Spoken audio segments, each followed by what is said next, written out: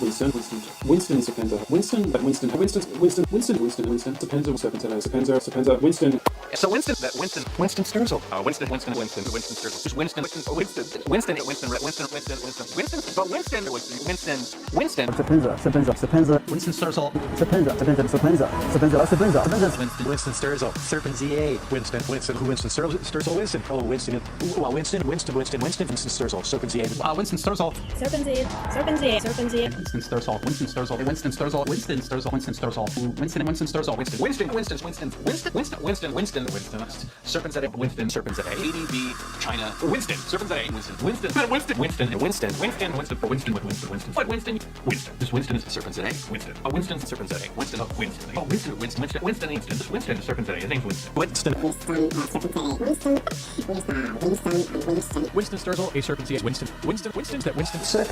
Serpentza. Winston. Serpentza. Winston. Like Spain. Winston. Serpentza. Winston Sturzel. Serpentza. Winston Sturzel. Serpentza. Winston Sturzel, Winston. Serpentza. Winston Sturzel. Winston Serpentza. Serpentza. Winston Frederick Sturzel. Winston Serpentza. Winston Serpentza. You. Winston Sturzel. Serpentza. Winston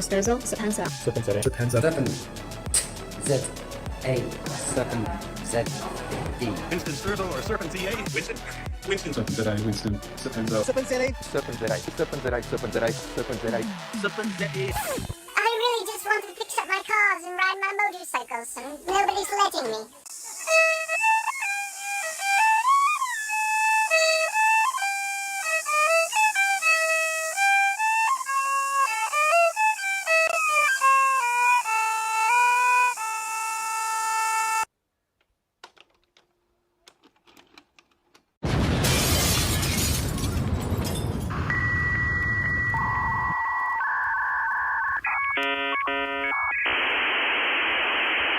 Okay, hello everybody, and welcome to Shill Busters.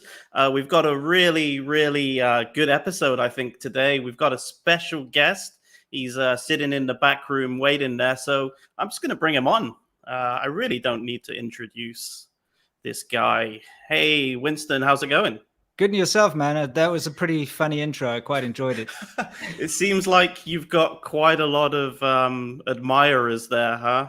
It's strange to think that I'm on the minds of so many people, to be honest. Yeah, you're literally living in their head rent-free, right? Absolutely. Yeah, so what can I do for you this morning? Yeah, mate. First of all, welcome to Shill Busters. It's really great to have you on here, finally. Thank you. And yeah, I just pretty much just got you on here because I have an accusation against you. Sure. But we'll get into it. First, I just want to give a little bit of an intro, and then we'll just, as you like to say, we'll saunter into it, right? Sure thing. Okay, cool. So I'm a fairly new subscriber to your Serpentza channel. Like, I've literally only been subscribed to you for 2 years. Okay. And, your channel's been going for like 14 odd years, right? Yeah, around about that, yeah. So that makes me fairly new. And I only really found out about you from your weekly ADV podcast, which is cool. Really cool, by the way. It's really informative, but at the same time, it's really just it's really good fun. And I would recommend anybody checking it out. It's just really amazing. You guys do a great job. That's Thanks. enough I ass kissing. No, seriously, but I appreciate that. It's something that we enjoy doing, and it's always good to have a discussion with our audience, and that's the most important part, is that we have a large kind of discussion at the end of the show every time, and that's my favorite part, where we get to really kind of talk to people and answer questions.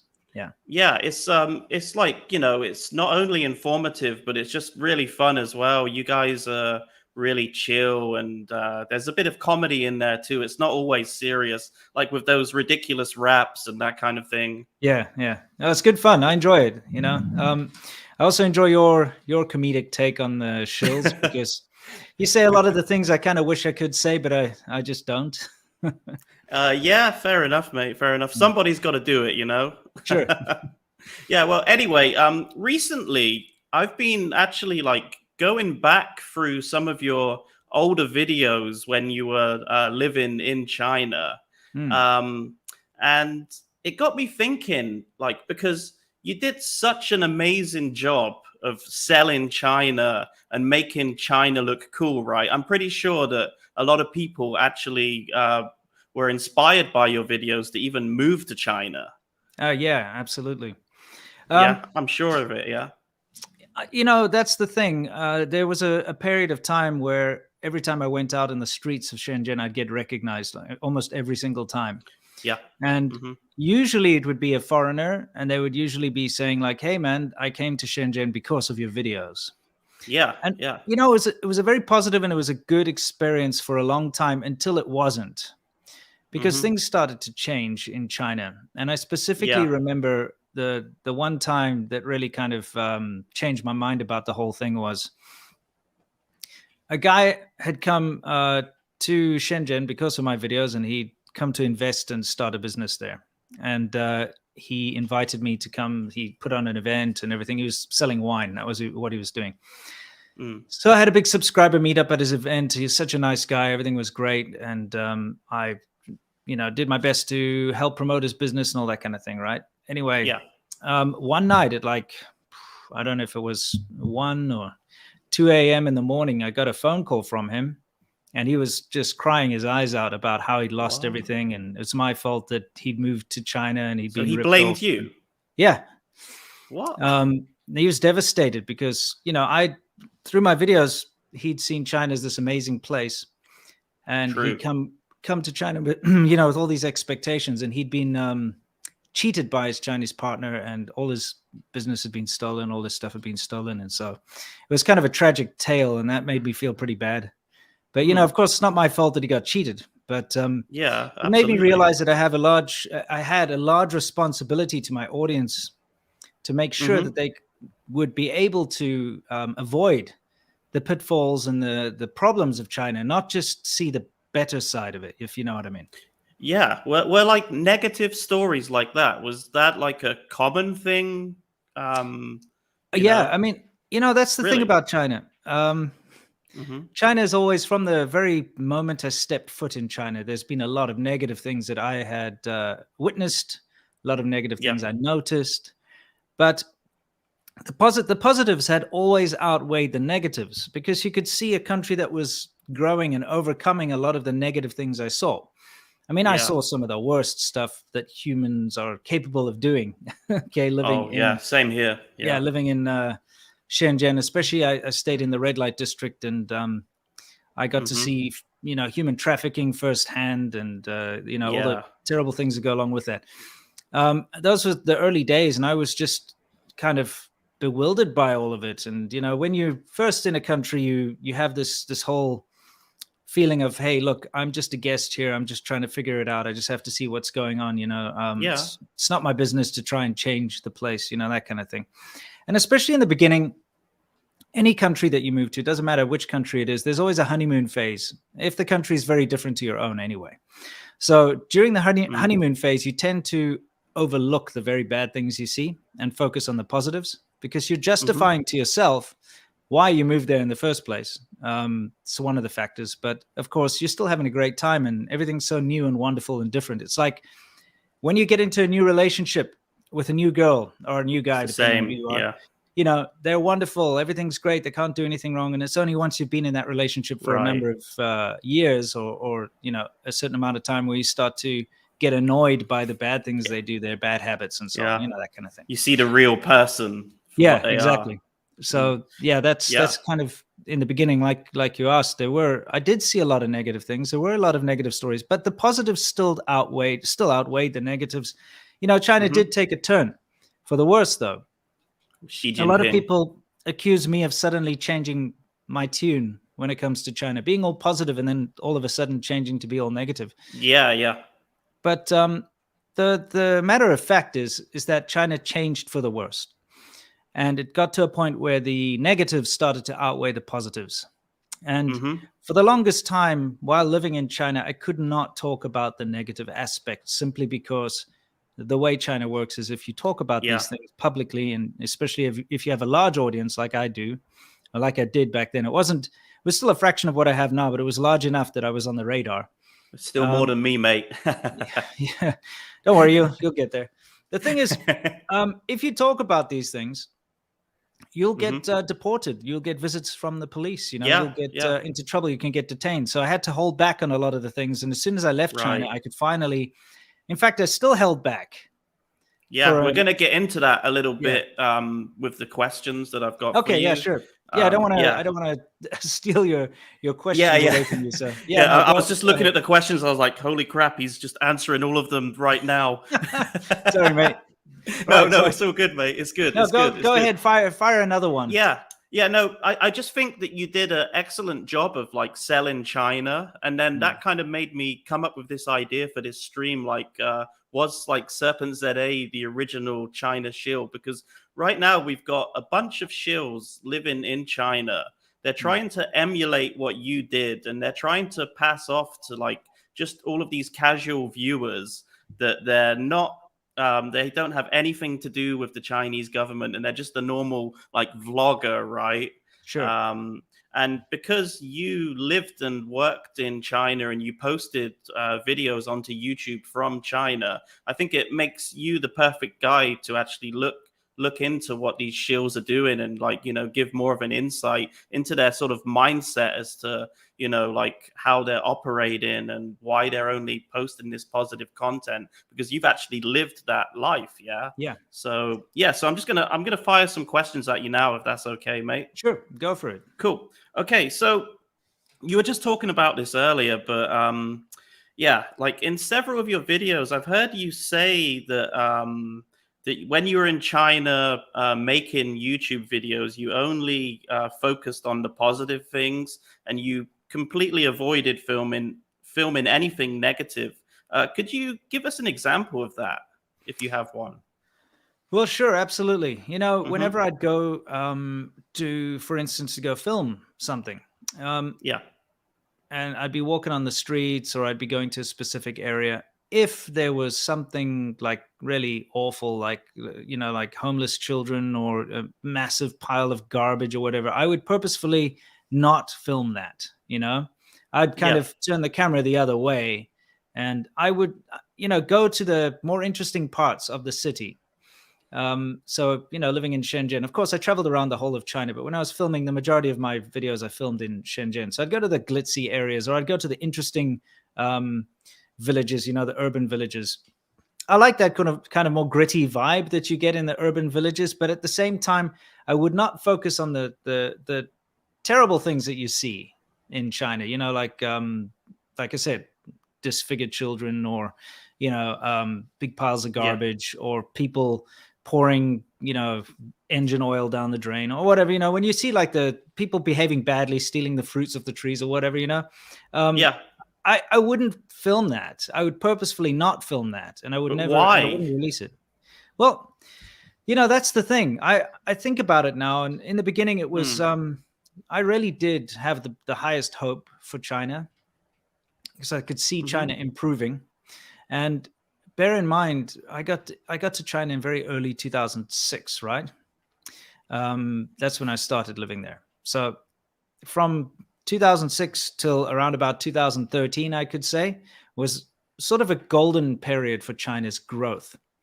The city of Shenzhen that I was living in, new skyscrapers were popping up all the time. You could see people opening up, media liberalizing more, people enjoying a more Western lifestyle. And I could really see that change before my eyes. When I first got to Shenzhen, they still had like a border around the city, because it was a special economic zone.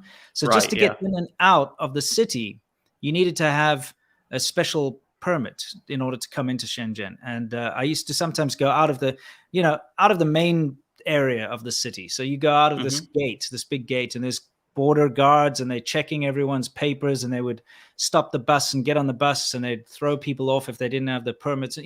So you saw the remnants of the sort of crappier old style of Chinese communism, the way it was set up.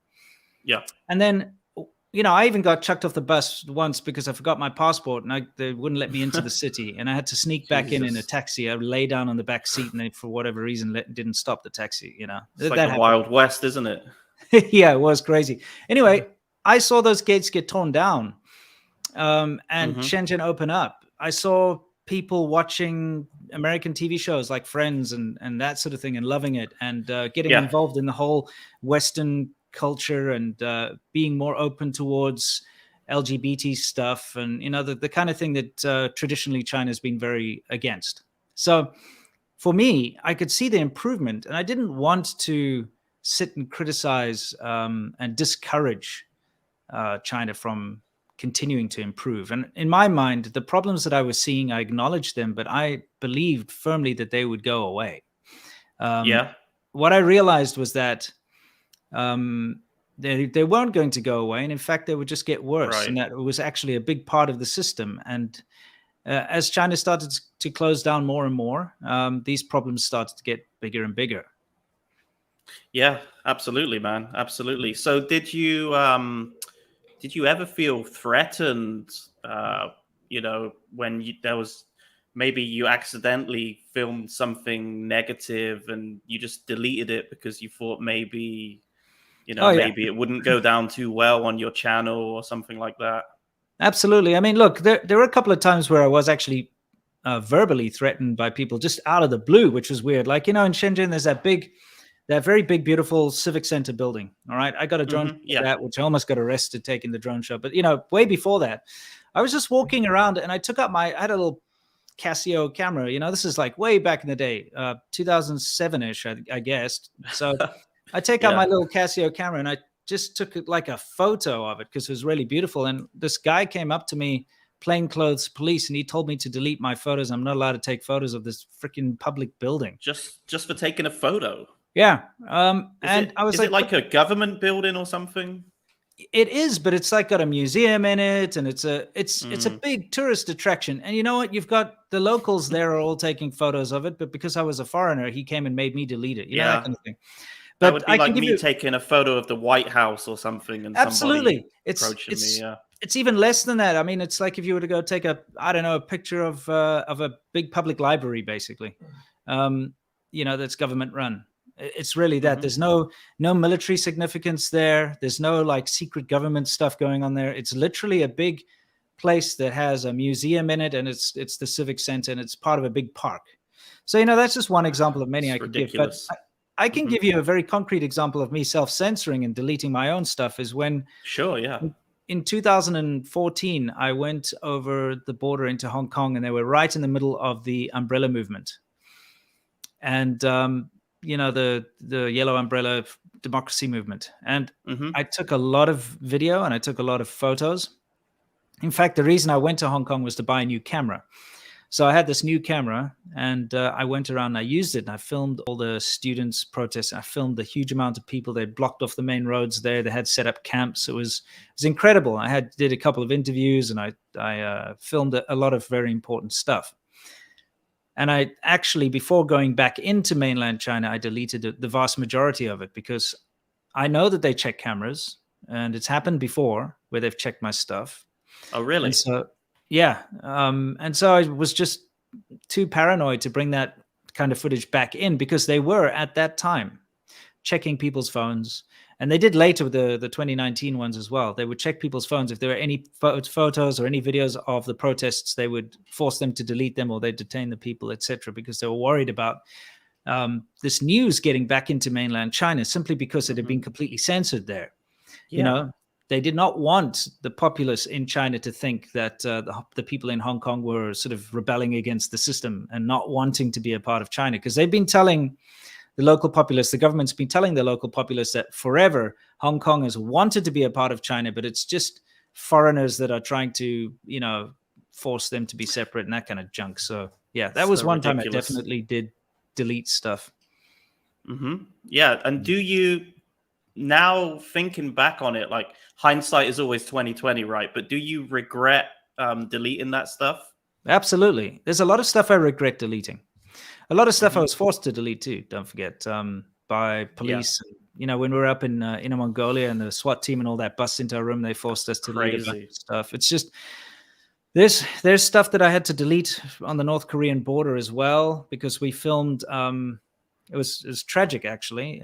We filmed some North Korean girls that were working in a restaurant. We went to like a North Korean restaurant, and it was supposed to be part of our documentary, and we filmed some girls dancing and singing with us and all that kind of stuff. It was a fantastic moment. It was going to be the highlight of the show. And what happened was there was a minder who saw us filming, even though we'd kind of gotten permission. It was a weird situation. We kind of got permission, and usually you can't film there. They've got big signs on the wall, no photos, no videos and stuff. But we'd gotten permission, so we're filming. But a minder came in and basically threatened us and said that if we don't delete all the footage, that they're going to punish the girls, and we don't know why though. Like, it just doesn't make sense. Like, why the hell would they not allow you? You know what I mean? Well, I mean, the reason they got us to delete the footage is, that China is not supposed to be allowing North Koreans to work, and they're not supposed to be supporting North Korea with money because of international sanctions and stuff, but they do. So, we were basically filming North Koreans working in China. And so I guess that was the main reason behind it. Yeah, but there's a lot of things there's a lot of things that I've deleted and that I've had to delete, which I do regret. And I also regret not filming more of the bad things that I saw, because I saw some pretty awful things. And thinking back, I wish I'd filmed them, because sometimes people need to see a problem in order to address it. Because if you don't know that problem exists, you're not going to talk about it. You're not going to address it, Yeah, that's why I love Taiwan, because they're really open to criticism here. Yeah. You can just say whatever bugs you, and they'll always try their best to make it better. That's how things improve, Yeah. That's how you fix things, man. Like, if someone's breath stinks, you got to tell them. You got to say, hey, man, listen, go eat a Tic Tac. If you don't tell them, you're going to have to put up with shit-smelling breath the rest of your life, That is very true, man. That is very true. So, next question then. If you did put out negative content when you were in China, what would the consequences have been for you, do you think? What do you imagine would have happened? Well, I mean, it's very straightforward. We know the consequences. You can look at that crazy French guy, Georges, who put out some negative videos, and some Wu Mao contacted his school and contacted the local police, and they forced him to take the videos down, and then they forced him to put up positive videos, and then they still deported him after he put up the positive videos. Yeah, that's crazy. Yeah, so I mean, that's what happens. And it got to a point where I was being reported as a spy in Shenzhen, and I wasn't even putting out negative stuff yet. I was really just being balanced and neutral at the time. I wasn't being 100% positive. I wasn't being negative. I was pointing out a couple of the societal issues that were bugging my family, really, and my Chinese friends, and myself too. So I put out a couple of things about, like, the scams, because scamming in China is a huge thing. Everybody's trying to rip everybody off. I don't know what the deal is with that. It's just part of the culture, really. And people are so aware of it that nobody trusts anyone. And so scams are a huge issue. I put out videos about scams, and I started to get threats, and then people started to try and accuse me of being a spy and a CIA and all that crap. And wasn't there an assassination attempt against you or something like that? Yeah, I remember absolutely. some video like that. Yeah, they were discussing how to kill me, which is crazy. And they actually succeeded in getting the police to talk to me. They succeeded in getting my wife into trouble at work. Almost got her in big trouble. All this other kind of stuff. They're so disgusting and so low, and they're cowards. So they do everything anonymously, and they're just cowards. So yeah, I had to put up with a lot of that stuff. So yeah, if I'd gone on full negative in China, I wouldn't have lasted a week. I would have been detained, kicked out, you name it. Would you, if they told you to put out positive videos, would you have done it? I don't think so. Yeah? I really don't think so. Look, the thing is, I was putting out positive videos anyway. And it was something that I was happy. What's that? Yeah, you Yeah. put out quite a lot of positive. Most of your Yeah. videos were generally positive, right?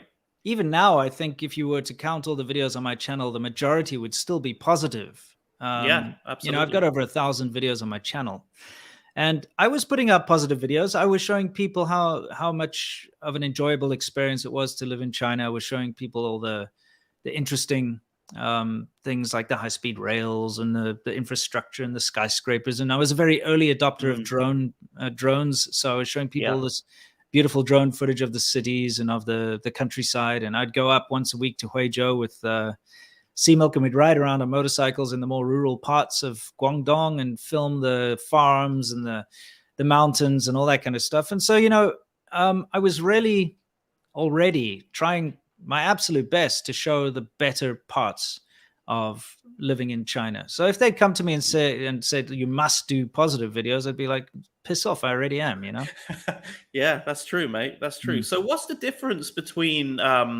what you would do in China, like all those years ago, the positive stuff, compared to what the shills are currently doing now? Oh, there's a huge difference. Well, first of all, the timing is very different. Okay, so the China that I was talking about back then, 12 years ago, Yeah. or more, is not the China that we are experiencing now.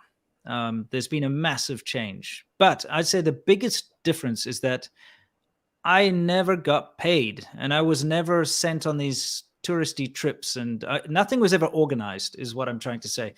All of the videos that I shot were things that I did myself. When I went to go explore the countryside, I did it myself on my own motorcycle that I hand built myself. When I went to walk around the cities and share my observations of what I saw, it was just me and a camera going out there and doing it. There wasn't a connection with iChongqing or with CRI or with CGTN or whatever. There wasn't a guided tour set up for me to take me to see the greatest new airport that's just been built, or to go and see poverty alleviation in these rural villages, or whatever bullshit that these guys do. It's always got an angle, and the angle is that they're being herded around by the government, and so they're only telling you what the government's showing them, right? They don't really have the option to talk about anything else because they don't have that experience. Yeah. So everything that you see coming from them is put in front of them by the government. And then the stuff that they do on the side that's not part of these big trips is all in service of them getting more of these free trips and more of these paid spotlights, to go and do adverts for cars and stuff and get paid money to do, which they do. I've got proof that they've all been paid. I do have proof. Yeah. I don't just say that, they have all been paid or compensated for doing these videos in one way or the other. So think about it. When you start to get money from the government and opportunities to travel for free around the place to all these exotic places, when you're not doing those trips, you're going to do your absolute best to suck off the CCP so that you can guarantee that you get more of these trips, Yeah, And so it's true. And of course, the last thing that they'd want to ever do is jeopardize their opportunities. So they would never criticize the Chinese government or criticize China, because they know that if they did that even slightly, that they would never be allowed or invited on these trips ever again. And possibly they would get canceled and deported. And we've seen them when they have been a little bit critical. Like, for example, that mountain video with the King Ramses guy and the floppy hat twat. We've seen, like, when they deleted that video, when they were just like complaining that they weren't allowed to climb the mountain because they didn't have a COVID QR code or something ridiculous. And that old guy, the Canadian guy, he deleted his quarantine video when he was complaining about the size of the towels or something in the freaking bathroom. Yeah, he was complaining about his quarantine facility, so they made him delete that, and then they put him in a better one. Yeah, I think recently though, the Barrett guy, the son, what's his name, Ollie Barrett, he recently put out a video complaining about some ridiculous COVID policy. So I'm wondering, when is this guy going to delete that video? Do you think it's coming soon?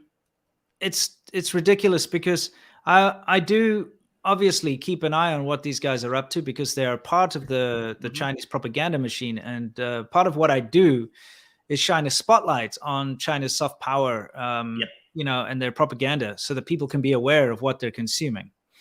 And now they seem to be aligning very much with the Russian propaganda. They've all appeared on this that George Galloway, the cat, the pussycat guy. They've all appeared on his show, which is Russian television. Russia Today. It's Russian state propaganda. So they're now a part of that whole axis of evil, for lack of a better word. The whole China propaganda and CGTN and CRI and I Chongqing and stuff. So Chinese propaganda and Russian propaganda. Now it's all merged together. So you see the talking points coming out of people like King Ramses II. It's all backing up Russia and backing up China's, support of Russia and all that kind of crap. Yeah. Man, it really is insane. Like, just the lengths these guys will go to just to keep their cushy little life in China, right? Yeah.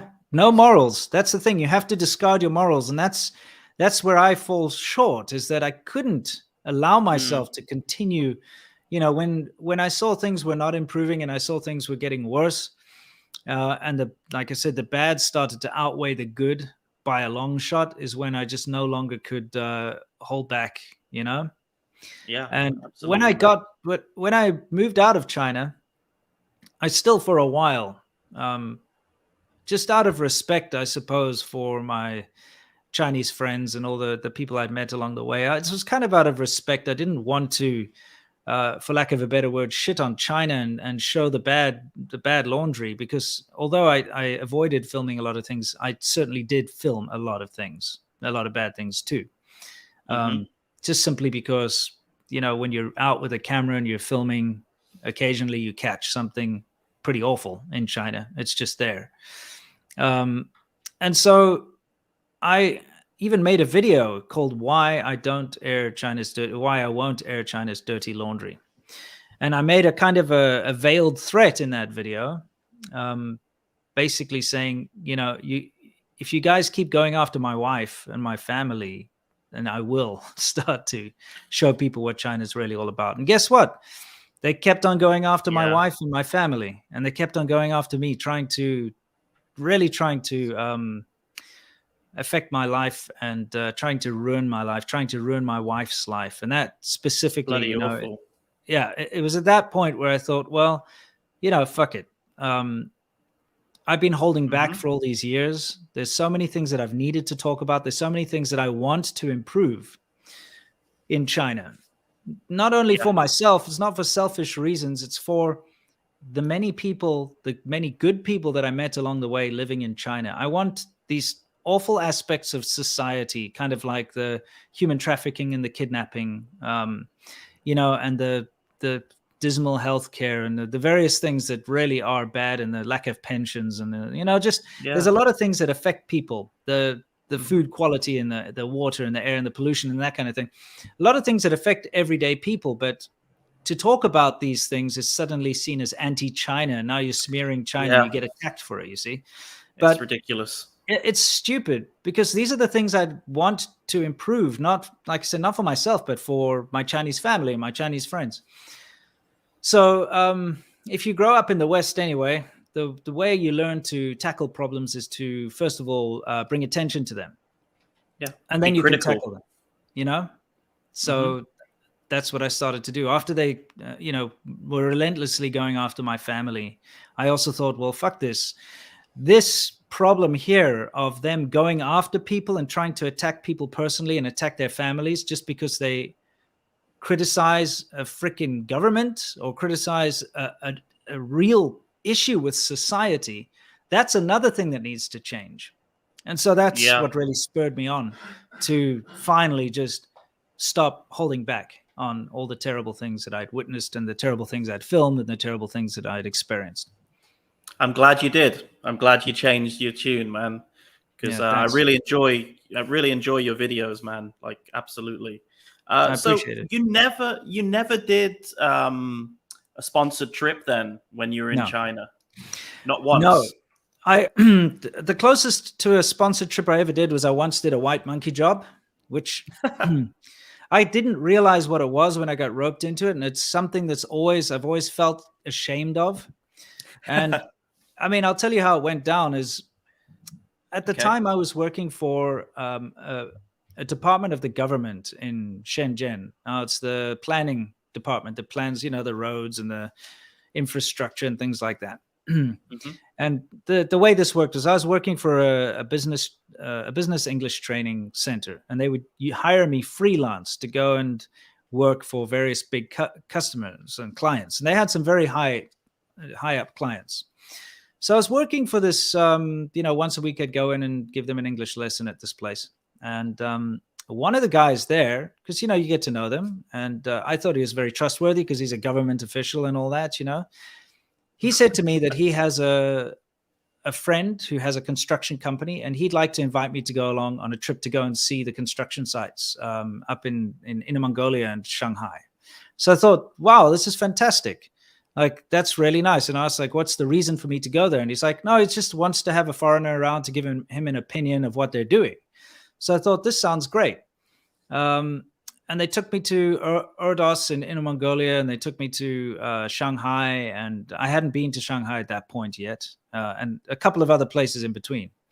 But what I didn't realize is that they were pretending that I was some kind of international architect, like a very well-known architect. So what they did was they took me to big government buildings in Inner Mongolia and so on, where you have a whole boardroom full of really high up officials in the city.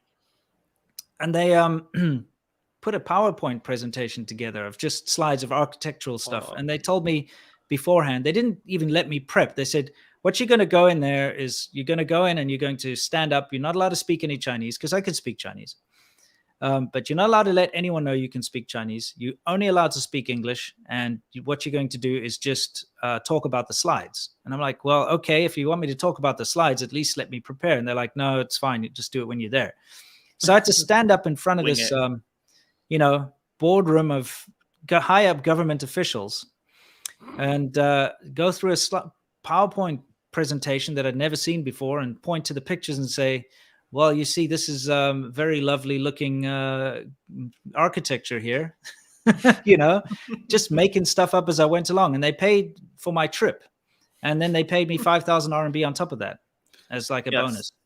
So they couldn't understand when you were doing the PowerPoint because they didn't speak English. Yeah. No, because what they had was a translator there. And the translator was was just reading out, saying something completely different to what I was saying. Because I can understand Chinese. Right. Yeah. So the whole point was that they were using me as a way to, show that they were a really good company and that they had an international connection, and that basically, you know how it works in China. A foreign face adds a lot more credibility to anything. That's why they use these white monkeys and these shills to do stuff that a Chinese person could do 100 times better. I mean, why do you need a horrible, ugly old man to go and tell you about, a tourist attraction? Why do you need that? You could get a pretty young or a handsome young Chinese person who could go and speak in Chinese and explain better than they ever could about the history of the place and what it's all about. But no, you get a stupid, ugly old man who looks like he's half dead, walking around saying oh, look, it's so wonderful that they have these puppets, something like that. Why not have, you know what I mean? You've got Chinese, if it has to be in English, you've got Chinese people whose English is great. Why not hire them to go and do it? You know what I mean? Yeah. But it's that whole idea what the deal is. It's a foreign face, and it adds credibility, and it's unfortunate. It's a form of white worship, and it's awful. And I wish that China would get rid of that. Yeah, it's usually the worst looking foreigners as well, isn't it? I remember there was this one guy that I knew when I was living in China, and he was just for lack of a better word, he was a slob.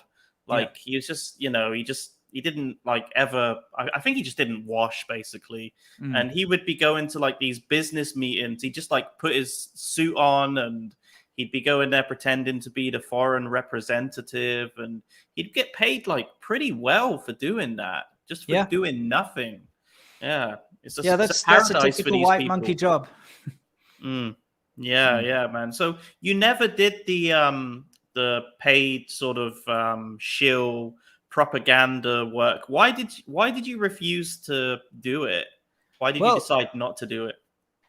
I knew a bunch of people who had done those, and I just didn't give a shit because what they offer, and I got offered a lot of times to go on these trips, because I had a big audience, bigger than anyone else on YouTube in China, as far as a foreigner is concerned. I still do, actually. What they did was they would approach me and say, we want you to go to Hainan, the Hawaii of China, the Sanya. Hawaii, yeah. They always start with that one, or they want you to go to Guilin, or they want, Suzhou is the Venice of China, or something. Yeah. How about just having the China of China? Why is it always going to be why are you always going to compare yourself? Is it not good enough? Yeah, silly. Anyway, the fact of the matter is, I'd spoken to a bunch of people who'd been on these tours, and they're brutal, man, because they get every single minute of your time. They make sure that they capitalize on that. So they'll set you up in a nice 5-star hotel, but it'll only be for one night, and then they'll move you to another one, because the whole thing is it's about promotion. They get to take photos of you, and they arrange this. They pre-arrange this with the hotels and stuff. So the hotels actually pay these tourist companies. They actually pay them. And the tourist companies are governments. They're tied to the government. So they pay them to bring the foreigners, because when you've got foreigners all staying in this 5-star hotel, they set you up and they'll put you down in the lounge and they'll take photos of you. And then you're making videos, or if you're on Instagram, or you're posting pictures of their hotel. So you're getting promotion for free, basically. Well, not for free. They pay for it. Then they'll take you to all these fancy restaurants and tourist spots, and the local government pays for the foreigners to come. And when you go to these different spots, the TV crews arrive, the newspapers arrive, they all take photos of these foreigners looking at our Chinese, beautiful the spot. Banners and that kind of shit. Banners up there. And they get you to do speeches. They get you to do all sorts of crap. You have to go see the local universities there, and you have to go and see the poverty alleviation. And then it turns political a lot, with the whole, they're always focusing. It's not just like, hey, look at this beautiful area. It's more like, look at how we managed to build this infrastructure so well here. Now people can get here by high-speed rail and see this beautiful stuff, and poverty alleviation. It's so obvious, isn't it? Yeah, it's crazy. But the fact of the matter is they run you ragged, okay? And I interviewed somebody. I have a video. I think it's called Traveler Beware or something, where I interviewed one of these influencers, and she was an Instagram influencer who got roped into one of these things. And she described how terrible it was and how some of the influencers were in tears from being run ragged all the time and just being used. And the thing is, when I was approached, I thought to myself, why would I do it? They're offering to pay for my plane ticket. They're offering to pay for my stay. They're offering to give me a little bit of spending money and stuff. But if I want to go to Sanya, the so-called Hainan of China, I'll do it myself. And I actually have done it myself. I rode there from Shenzhen on a motorcycle, which was a dodgy thing to do, because motorcycles are banned in most of the towns and cities in between Shenzhen and Sanya, in Sanya included. So I kind of had to do it in the middle of the night and all these weird things. But I got to Sanya and it was awful. It was just a time of year. I went there in winter, so I'm sure it's pretty nice in summer. But I got there and it was just like gray skies and gray, dull-looking beach. And I was like, screw this. But that's the whole thing. Is like, for me, I was all about exploring China by myself. And later on, when I met up with Seamilk, we'd go explore together. But the fact of the matter is, I don't need some shitty tourist company dictating where I go and what I see and what I say. If I want to explore China, I do it myself. Yeah, I think that's why you're very much respected within the China community, because you did just pretty much do everything independently, right? You didn't allow yourself to be compromised by some tourist board or whatever they're calling themselves, So you did a good job. Both of you guys did a good job. Honestly, it's boring. Who wants to see someone go like, look at this traditional dance, and you've got a bunch of people dancing around in Taobao outfits, which look like they cost nothing and they've just been mass produced, doing a little jig. That's boring. You want to go see the real You know, dancing with vegetables, Yeah, dancing with exactly. vegetables. They don't even care about vegetables. They probably don't even eat vegetables, looking at the state of some Who of them. You gives know a what I mean? shit about vegetables? Honestly, who gives a Yeah, damn? yeah. Okay. Unless you're like unless you're a farmer or something, Yeah, then or maybe maybe you're going to give a shit about vegetables. even if you're like a vegan who, like a raw vegan who loves vegetables and stuff, you're not going to go to some piece of shit place and dance around with substandard vegetables, are you? You know, Right, right. it's just Yeah. no one dances with vegetables unless you're being paid to be a shill. But I do love the vegetable dance, though, mate. Like it brought some joy into my life, Yeah, watching them do that. It was amazing. I couldn't So, couldn't believe my eyes. Yeah. well, I mean, yeah, like it kind of inspired you to make a whole video about it, really, didn't it? Yeah, absolutely. The thing is, I for the longest time, I didn't want to address the shills because I know, yeah. if people are, I'm not the kind of person who personally attacks other YouTubers, right?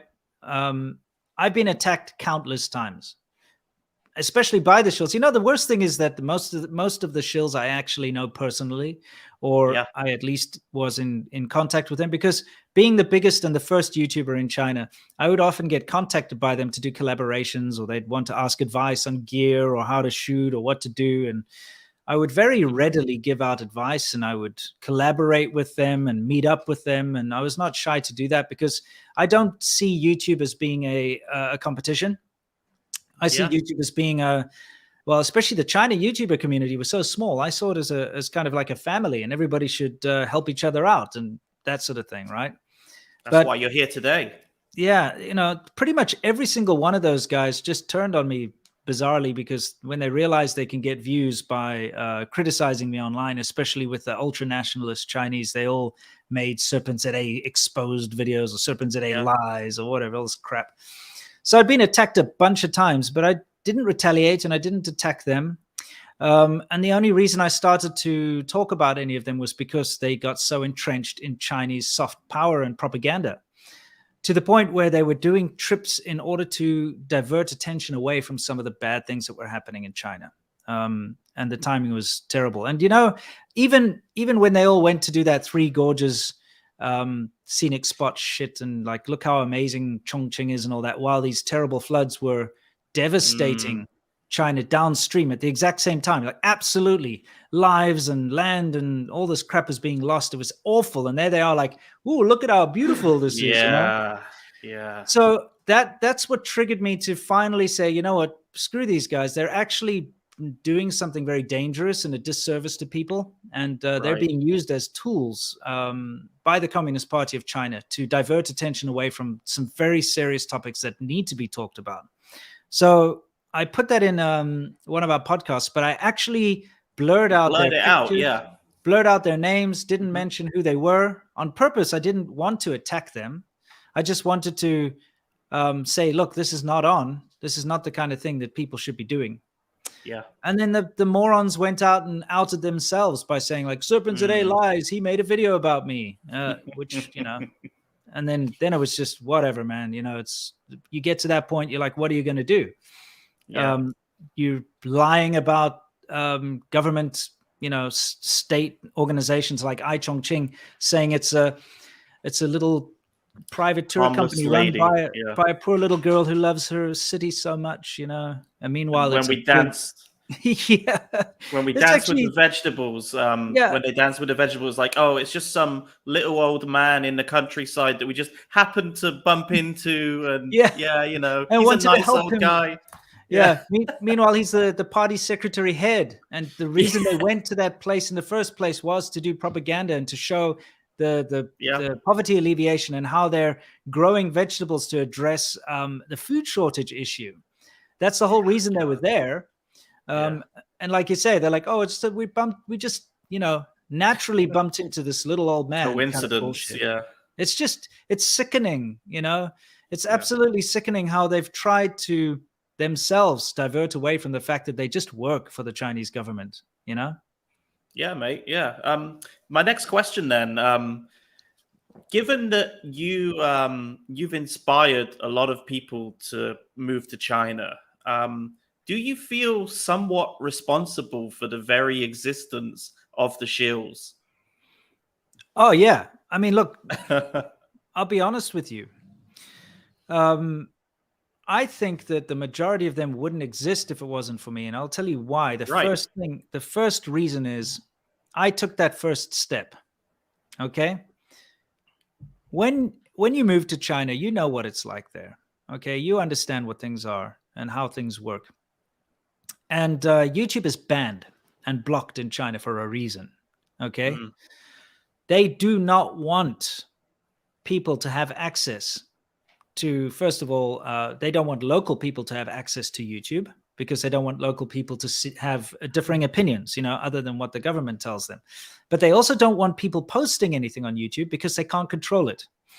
If you post a video on Youku or Xigua, whatever, any of these, Tudo or any of these streaming services in China, if you film something bad and you post it on to Chinese internet, if they don't want it, they can take it down. The government can just take it down, erase it, and then they can come and arrest you or whatever they do. But if you post something on YouTube, the Chinese government can't take it down. Right. So they do not want people posting things that are beyond their control on YouTube. Okay. Add to that the fact that in order to basically do journalism, which, to be honest, at the end of the day, that's really what I was doing in China, even though it was more of me just trying to pretend like I was showing my everyday life. You are doing journalism. You're talking about what's going on in China. You're showing the streets. You're showing, talking about events that are happening and so on. In order to do journalism, you need a journalism visa. Okay. And it's an excuse for them to deport you or to detain you if you do journalism without a journalist visa. Okay. That and all of the other gray areas and intricacies when it comes to China, putting videos out on YouTube publicly, not anonymously, obviously, was a huge risk. And it's a risk that nobody else before me took. So when I took that risk, I knew full well that what I was doing was incredibly risky. And when I did it, I started out by just testing the waters, by talking about, my hobbies, fixing motorbikes and food and, Chinese food and what it's like. And I tried to stay very clean on the topics and stay away from anything political or, stayed away from politics, religion, and all the bad other stuff. But it's because I took that first step that proved to everybody around me that, hey, look, it is possible to have a YouTube channel in China. It is possible to put videos on YouTube and not suffer massive consequences. Because before I did it, it was anybody's guess as to what would happen if someone were to do that, you see? Yeah, man. Yeah. So once I had laid the groundwork and showed people that it can be done, it was easy for them to just hop along and say, oh, you know what? Like, that Serpentza guy makes videos in China on YouTube. I can do it too. But if it wasn't for me, I doubt any of them would have taken that first step because of all the risk involved. Yeah. So you're to blame for the shills then, mate. Yeah, absolutely. I 100% am. Never mind that. The fact that they get any following in the first place is because they attack me first. That's how they get their first step into the whole scene. And I've noticed when I get you on my channel or, like I always get more views. So yeah, it's definitely a thing, isn't it? Well, I mean, it's simply because I'm the first to ever do it. And I think another part of it is that I've never, ever been anything other than myself. I'm completely honest and open about my experiences, and I always will be completely honest and open about them. And when I was doing the positive videos, although I was holding back on the negative stuff, I genuinely, what I shared is what I felt and was what I was seeing at the time. And I'll readily admit if I've ever made any mistakes, but I've never lied about anything. That's good. That's good. Because I think, it would be quite easy just to be a shill in China because of that nationalist audience backing you. It's quite an easy route to take if you live there, So really, you took the worst. Yeah. It's easy, right? But you took the worst route you could possibly have taken when you think about it. Yeah, for sure. Look, I could have, even in the beginning, I saw how easy it was. With my first videos on YouTube, they started to get a large following on the Chinese social media, much larger than my YouTube following. So, I'd have a video that had maybe 1,000 views on YouTube. It would have 200, 300,000 views on Yoku. There was a translation company that started to, they didn't ask me or anything because that's how China works. There's no copyright. They just started to download my videos and translate them, put subtitles on them and put them on Yoku, and they took off. And they called my series like Lao Wai Kan Zhongguo, which means foreigner sees China. They even started to sell my videos as training materials to English schools, which is, they would take. Yeah, dude, they took my video clips and they built like material around them. In fact, even Prozzy made a video about how his school was using my videos to teach. I remember that, yeah. Yeah. But yeah, they actually took my videos and they were chopping them up and using them as like material. Obviously, they didn't ask me or anything. But that is the fact of the matter is that it was very easy for me to gain a large following in China. And if I'd pursued that route, if I'd actually tailored my videos more towards the Chinese audience and embedded subtitles in them and started to post them on Yoku and Tudo and everything else that was big at the time, I would have had a massive following in China. It would have been incredibly easy for me. But at the end of the day, I started my channel not for a Chinese audience, even though I very much appreciate my Chinese audience and anyone who's Chinese, I'm very happy they watch it. But the whole point of my channel was to show the outside world and foreigners what China was really like. So it was meant for an English-speaking audience from the beginning. And so I stuck to that. Yeah, that's cool, man. And would you recommend somebody starting a YouTube channel in China now? No, I wouldn't. Why not? And the reason is that the only way to start a YouTube channel, unless, of course, you know what I would recommend if you're going to start a YouTube channel is if it's got nothing to do with politics and it's got nothing to do with anything other than like, I don't know, food, So maybe like a food or fashion channel or something. You know what I mean? Maybe talk about, because unfortunately, almost everything intersects with politics in China. Fashion would even intersect with that. If you talked about wildlife, it would end up being, the fact that you can't find a lot of it, and it would end up in, politics. That's the thing. There's very little that you can talk about. But the only way that you can survive as a YouTuber in China right now is to suck the dick of the CCP. That's what I was going to say. Can you actually be a YouTuber in China nowadays and not be a shill? No, that's the thing. Unless, like I said, you focus on something very innocuous, maybe, I don't know, your hobby, model building or something. I don't know. Like, if you're going to focus on a specific thing, maybe you can focus on electronics or something like that might be okay. But at the end of the day, if you're talking about daily life or anything about living or society or, just relationships, anything, it's going to end up being political. Yeah, man, absolutely. It's like, I don't know, man. Like, I've seen there are a few YouTubers out there that don't really talk about politics in China, but at the end of the day, it just seems quite pointless for them to be making videos because they can't really express any of their true opinions about anything. Well, let me ask you this. Of those people that aren't political in China, how many of them are actually successful? That's a good question. I'd say next to none. Yeah. Even, people like Food Ranger, who used to be very successful in China, is not in China anymore. It's not what I'd consider a China-based YouTuber, and he was only there for a short period of time. So anyone who's not basically sucking off the CCP is not doing well. Yeah, honestly, like I can't think of one right now that's doing really well and getting loads of views.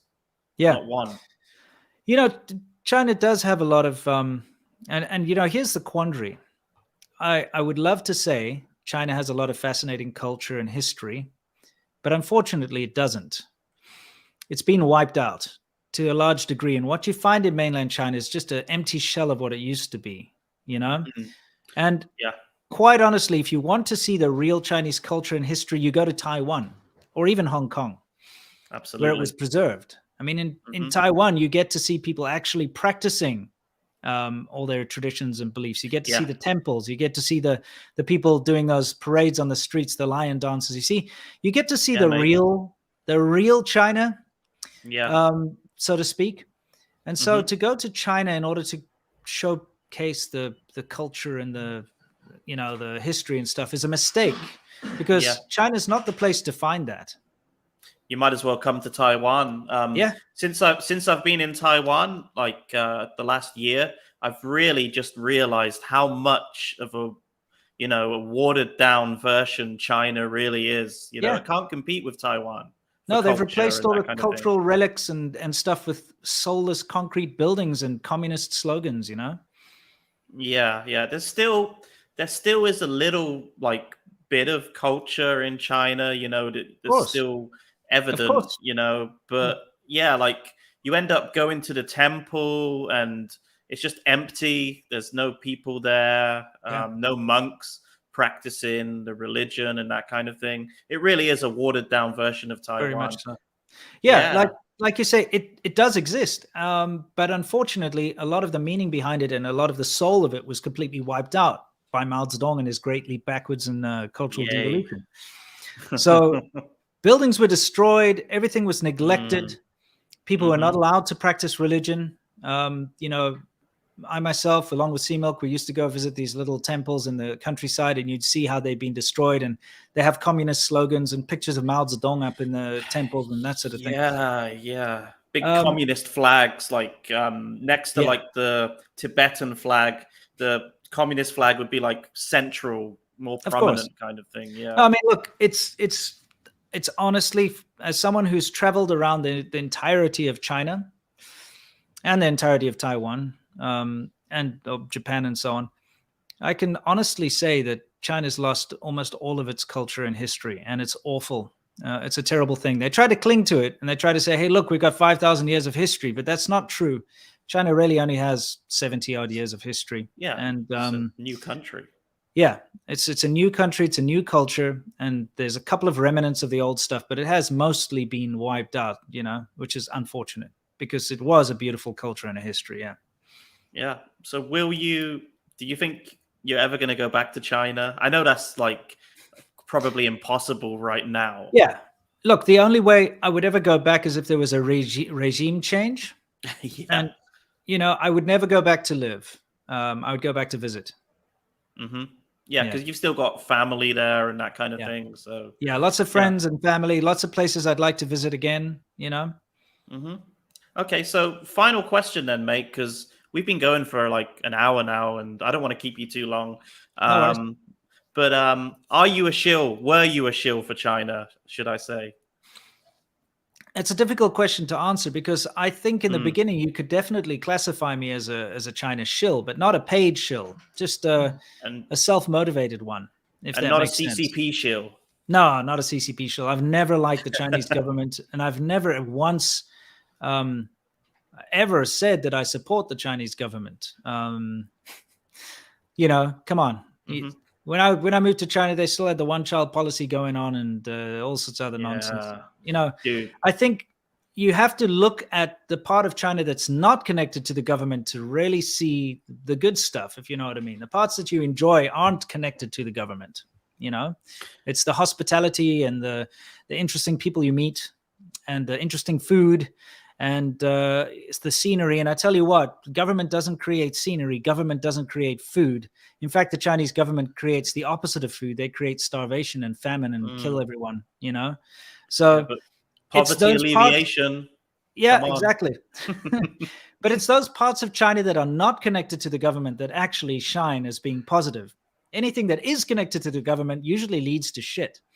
But yeah, in the beginning, I think it was a big mix of me wanting to show everybody that China wasn't what most people knew. Because remember, YouTube was a new thing.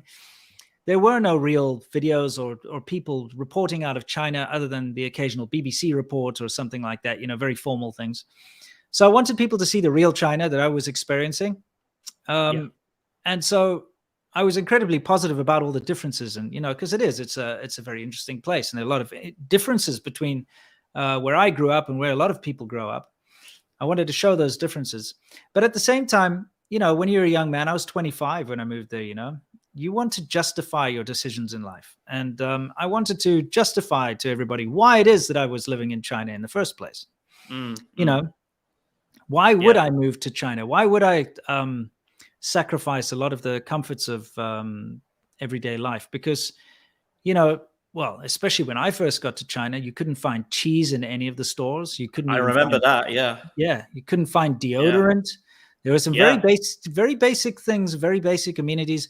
Also, the level of hygiene was appalling. You've got people spitting everywhere, and you've got everything's kind of dirty and disgusting. And you sacrifice a lot of quality of life, I should say. And I was justifying to myself and to the world why I had made these decisions, by showing off all the fun I was having. So there was a bit of selfishness in there, and there was, of course, this whole honeymoon period and me wanting to show just how incredible of an adventure I was having and all that sort of thing. So I could say that I was a self-motivated shill, not a CCP shill for a short while, but I after a while I did level out and started to become fairly neutral, I should say, with my stuff. Still hiding all the bad things, of course. And it was only once I'd left China that I was free to talk about the real issues that need to be addressed in China. And I only really jumped on it, like I said, after they didn't stop going after my wife. It happens when you leave the country. You can finally talk about it. Without worrying, right? There's always the worry thing. When you're there. Yeah, you have to worry because the people you're talking to. If you publicly talk about things, you can get into trouble very easily. But even your friends that you've made, if you say the wrong thing, there's such a strong nationalistic, streak in most people in China that they could report you to the police in a minute and rat you out because that's part of the culture as well. I'll give you one example. I knew this girl. It was one of my students, actually. So I was training young adults when I was working at the rapist school, right? So I had a class of young adults, and they were all in their sort of early 20s, right? And I liked all of them. They liked all of me. We used to hang out after class sometimes, and we'd go for dinners and things like that. We'd have go to karaoke and things, right? So I invited them to join my Facebook because Facebook hadn't been banned yet in China. It just come out, right? So they joined my Facebook, and I'd been taking photos of just funny English T-shirts, like those ridiculous. You see them in China all the time, where people wear Chinglish T-shirts, and they're just hilarious. They'll say completely random, stupid things, right? So I'd been taking photos of these, and I had a little collection, and I made a little album on my Facebook called my own personal English discoveries, right? And so one of the girls, the students, she just went absolutely mad, and she accused me of trying to make China look bad, and that I must delete those photos immediately, or she's telling the police, and that kind of thing. And I was like, what the hell, people make fun of foreigners when they have stupid Chinese tattoos that don't mean anything, so what's wrong with making fun of people that wear stupid T-shirts in English? But to her, she saw that as a slight on China, and so ridiculous, threatened to go to the police and all that. Well, I just blocked her off of Facebook. I didn't delete the pictures. But that's my meaning is you never know what could trigger that nationalistic streak and what could get you into trouble. It's dangerous. So, you have to be outside of China in order to really talk about things openly, because otherwise you could end up being detained, deported, who knows. So conclusion, you were possibly a shill for China, never a CCP shill, but you've certainly redeemed yourself lately with your recent videos, sort of criticizing the CCP and just highlighting just the absurd things that they're doing.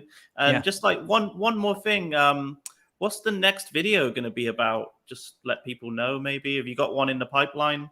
Actually, I'm just waiting to see if YouTube approves it or not, because it's kind of a contentious one. you know. Yeah. But my next video is going to be about how China's just been hit incredibly hard by the Omicron variant of COVID.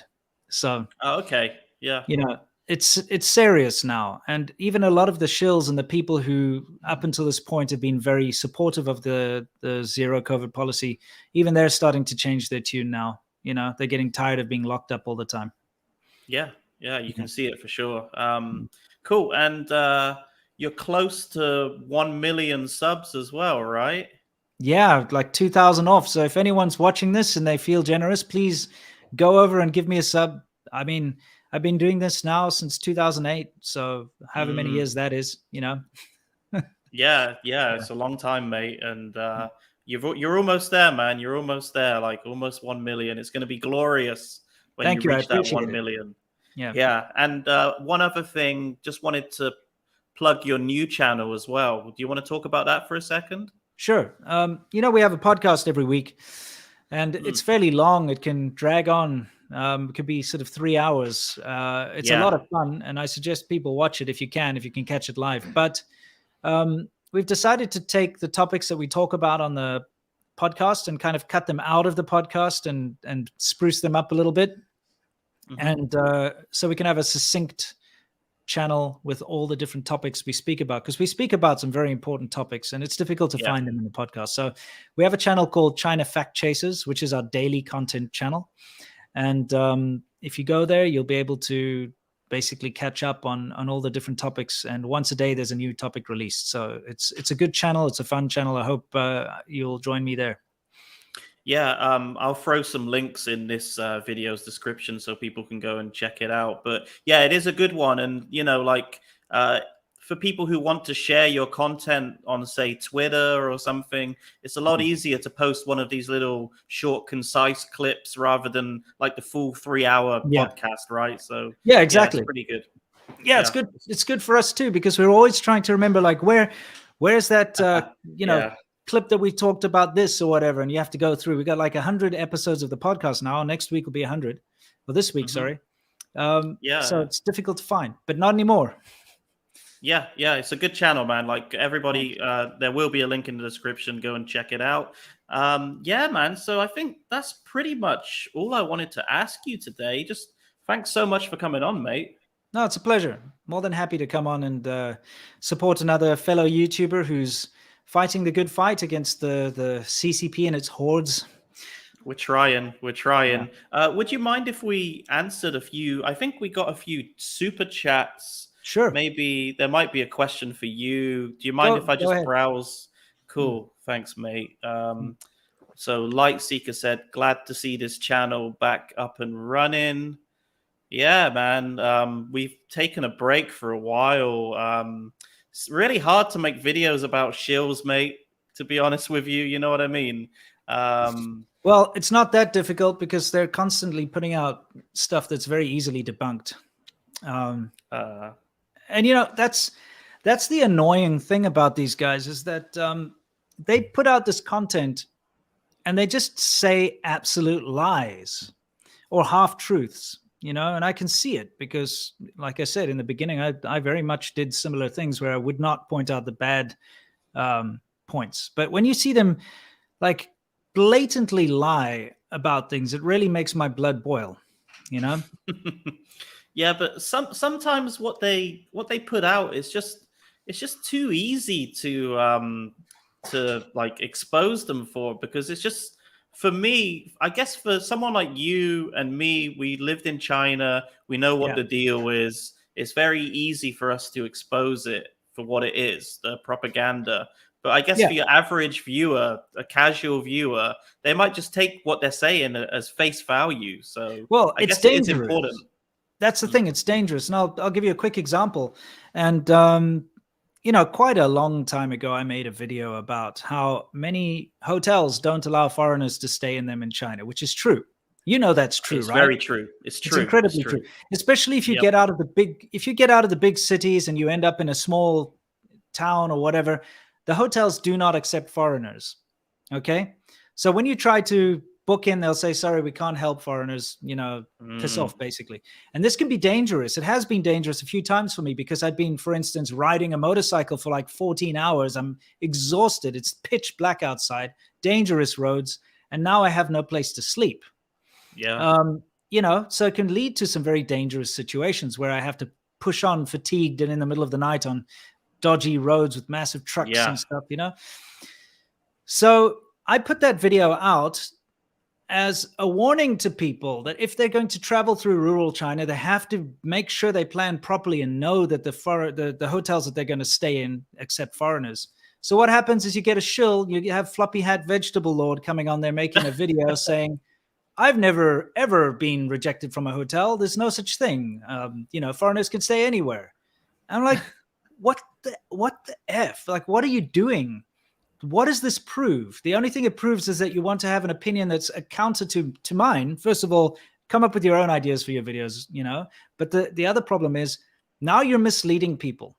What if someone watches your video and thinks, oh, cool, I'm just going to get on a bus or a high-speed rail. I'm going to go to the middle of nowhere and I'll just, have a little adventure. And they end up being stuck on the street at night, in the middle of the night with nowhere to stay. Yeah. Yeah. It's misleading. It's dangerous. Yeah. That's the thing. Here's a floppy hat vegetable lord's response. Give me a little fucking break. Yeah, you would say that. Yep, definitely. That's the thing with these guys. They're like, oh, come to Xinjiang and see what it's like. Piss off, you can't go to Xinjiang. Yeah. Unless you're on one of those guided fucking tours by the government that take you to see all the enslaved actors. And if you try go there by yourself, you get arrested. You'll get detained. There'll be issues.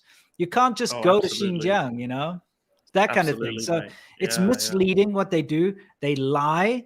And it's awful because they are whitewashing a genocide and they're doing all sorts of other crap at the same time and putting people in potential danger. So that's why I have a real issue with these guys. Yeah, absolutely. Let me just quickly answer this one. Someone wants to know why I became disenchanted with China. Many things, but mostly it was like the whole COVID situation. When it first emerged, I was actually still in China and I was seeing people like on TV, news articles getting welded into their homes. And I was thinking, if I've even just got a slight fever or something, the same thing's going to happen to me. And you see it now, right? You see one person tests positive for COVID and a whole supermarket gets locked down and everybody has to spend 2 weeks in a supermarket or some stupid, ridiculous thing. So yeah, it was time to go. It was time to leave anyway, but that was the icing on the cake. Makes sense. Yeah, man. It was just ridiculous, mate. And let me see. I'm sure there was one for you, but man, I'm not very good at this. Oh, there it is. Yeah, there we go. Cool. So someone says, sent on behalf of Paul Wally, does Winston ever see a time or chance when the CCP will not be a threat to liberal open societies? No, unfortunately, the way they base their system and how they survive is by having liberal open societies as their enemy. That's the only way they can justify their existence. So, there was a lot of hope under the previous chairman of China while I was there. There was a lot of hope because it looked like they were probably going to do away and change their structure, do away with a lot of the old CCP ideals and rules and stuff. But unfortunately, when Xi Jinping took over, he just reversed all of that. And he's now made it pretty much back to the bad old days of Mao Zedong. So, yeah, it's the next great leap forward 2.0, right? Yeah, definitely. Yeah, it's ridiculous. Here's another one then. JD seems to be sending questions on behalf of everybody today. Right. Sent on behalf of Cow Juice.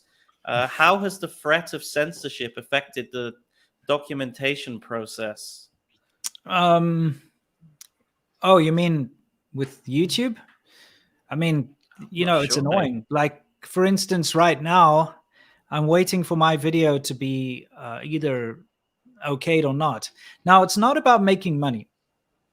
Okay, I can take a hit, and I do, because I've got patrons that help me out, and so even if I can't monetize my videos, I'll be able to scrape by. Okay, it'll be uncomfortable, but I could scrape by because of the support of so many generous people. Yeah. The fact of the matter is, though, that you take a massive hit, not only to the money side of things, because you can't monetize videos if you're covering controversial topics when it comes to China. But the algorithm of YouTube, if a video is demonetized, they don't promote it because there's no incentive.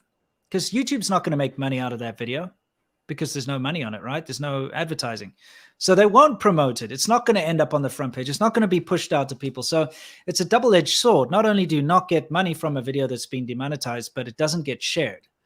So it's a tough one. And so I find myself having to remove certain parts of my videos in order to get it past that approval process quite often, which I hate very much.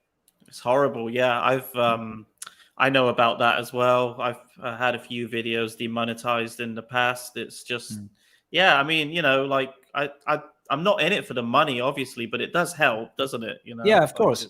And I find at least 1 or 2 videos a month, and I only put out 4 videos a month on my channel, so that's half of my income gets sliced.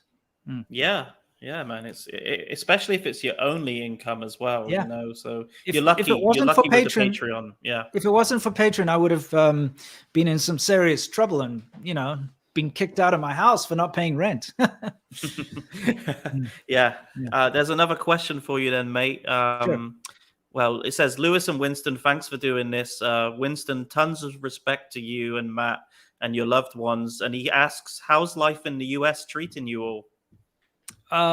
It's amazing. I absolutely love living in America. It's the best place I've ever lived in, for many various reasons. But I'm just so grateful that I was here during the pandemic. And the reason for that is that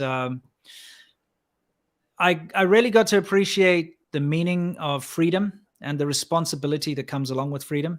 And it's been a huge lesson because I've been able to see all sides of the spectrum here, because now the government's not going to say you must stay in your house, and they're not going to bar you in your house. You can go out and do things, but of course there'll be mask mandates, so they'll be like, you can't dine in restaurants and stuff. There was that for a while. It's all gone away more or less now, but you got to see the people who were just crazy, like, screw this, I'm going to on purpose get together with other people just to show that I don't give a shit about COVID. And then you had other people that are overly cautious who kind of, locked themselves in their houses and didn't come out. And then you have people in the middle who just kind of with common sense, just social distance and did what they need to do, and it was good to see this whole thing work and how it worked, because freedom ultimately is the freedom to live with the consequences of your actions, right? And so even in the height of the pandemic, I was taking my family to the beach and to the parks and, doing usual things that people will be able to do, but just carefully, you know what I mean? So I appreciate that part of living in America very much, is the choice to be an asshole or to be a good person, Yeah. So you've seen the real freedom. Yeah. Basically. Yeah. Cool, man. I've still haven't been to the US my whole life. Yeah. So maybe one day I'd love to check it out. You should come visit us in up here in Pennsylvania, and then we can. Man. Then we'll also maybe we can do a massive road trip, and we can go all the way back to California, because that's still my favorite part of America, and we can show you around all the old haunting spots. Yeah, that would be so cool, mate. When are you coming to Taiwan again? Oh well, like as soon as this COVID crap dies down a bit more. Yeah. Because they've opened up the borders again, so nice. Yeah, it's great. Game. It's all game. Okay, someone's Average Joe said, thanks for the great collaboration. Yeah, man, I'm really, I think that's it. Cool. It seems to be, man, we got loads of comments. Like, we've had 110 people watching. Awesome. I think that's a record for this channel. So, man, thanks so much, Winston, for joining me today. Really appreciate it. And man, you're welcome to come on to Shill Busters anytime. Thanks. I appreciate it. Wish you all the best of luck. It was very nice to be here. It was a pleasure coming on the show. And stay awesome, mate. Oh, we just got one more. Sorry. All right. I just found a stack of Wu Jiao notes. Let the trolling commence. Okay. Do you still have any of the old money? Yeah, I got a ton. Yeah. Yeah. Cool. All right, mate. Yeah, well, thanks for coming on, man. And we'll do it again sometime. I'm going to play the little intro, the outro that I've got set up, wherever the hell it is. Yeah, if I can find it. Man, I'm really not prepared for this. No worries. Oh, there it is. Cool. Time to switch to OBS. Yeah, I think so, mate. Yeah, I actually did have a little play around with it, so I probably will be trying that next time. But yeah, it's really good, isn't it? Yeah, it's great. Cool. All right, mate. Let's play this outro. And once again, these shills have been busted. And Winston, what were you going to say? Stay awesome. Cool. Cheers, mate. This Louis Hand or Louis Hand used to be a teacher in China. Now he's in Taiwan. This guy is named Louis Hand. This is Sparta! Taiwan is part of China. Still isn't even close to Taiwan being a country of its own. Nor of Taiwan isn't its own country. Nor...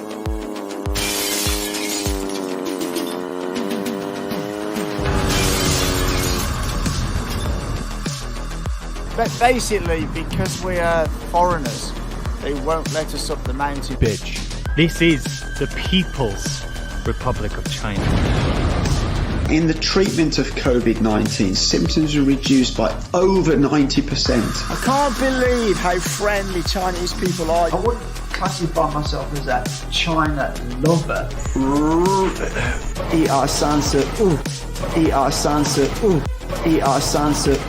Paid by and working for the Chinese government to make positive videos about China. That's just absolutely true.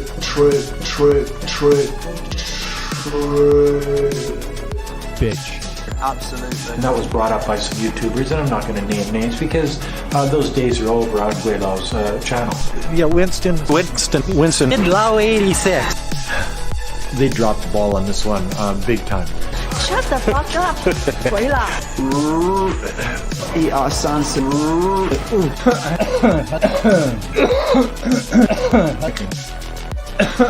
Well, excuse me.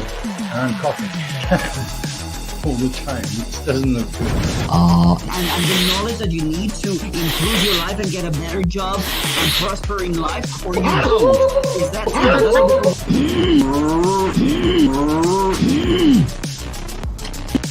Oh, Louis. And you choose not to speak Chinese, you definitely have an ulterior motive.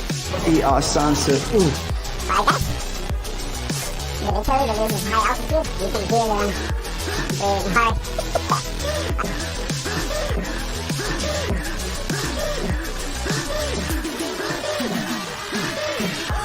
Devastation, economic collapse. Devastation, economic collapse. Devastation, economic collapse. Devastation. Guys, this is literally what my apartment looks on a normal day. And that's why I sit down here and I shoot a vlog here, because you can't see that mess. And Louis. It's your own goddamn fault, clown. Because myself and Fernando, we didn't go at the same time. Because I sold my soul to the party. I don't remember a reason given for that. Does anybody else? They had to fit in more propaganda. Propaganda. That's money in the bank. We are spreading Communist Party disinformation. If that's showing for the CCP or the CPC, well, okay, you can call me a shop for whatever you want. 这个 YouTube. I've got my little Chinese flag with me to show my patriotism. That's money in the bank. CCP bullshit. Wow, just wow. I might mention the Chinese government from time to time because I feel like they're doing some things right. I am a attorney by day and a YouTuber at night. And shill for the Chinese government. I see it because I live here. That's China out there.